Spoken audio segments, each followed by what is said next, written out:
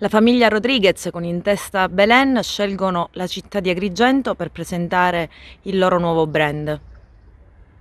Questa storia inizia qualche settimana fa. Ho preso contatti con la famiglia Belen e loro inizialmente volevano utilizzare come location la Scala dei Turchi, poi gli ho spiegato che in questo momento era praticamente impossibile entrare lì per via del sequestro prodotto dalla Procura della Repubblica e anche perché attualmente è insicura la Scala dei Turchi.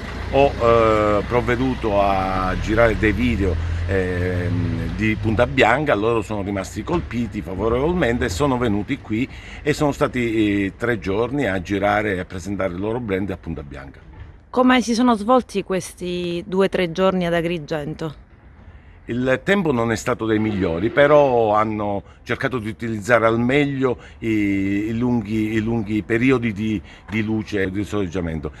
Punta Bianca è un luogo poco conosciuto che Belen ha avuto modo di apprezzare, ma lei per prima ha avuto delle difficoltà nell'entrare a Punta Bianca perché comunque lì vicino c'è il luogo delle esercitazioni militari. Questo lo sapevamo, infatti abbiamo previsto tutto. Io devo ringraziare i carabinieri che ci hanno dato una grande mano, aiuto tutti gli amici con le jeep che hanno aiutato la troupe a recarsi sui luoghi, ma ci sono stati dei problemi di passaggio perché c'erano le esercitazioni in corso.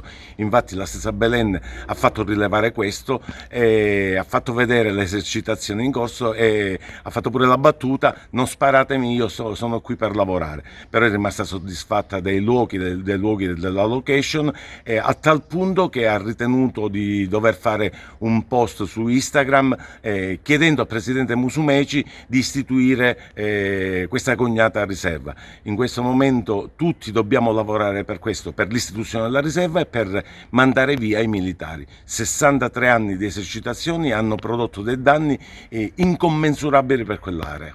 Che risvolti potrebbe avere adesso questa vicenda?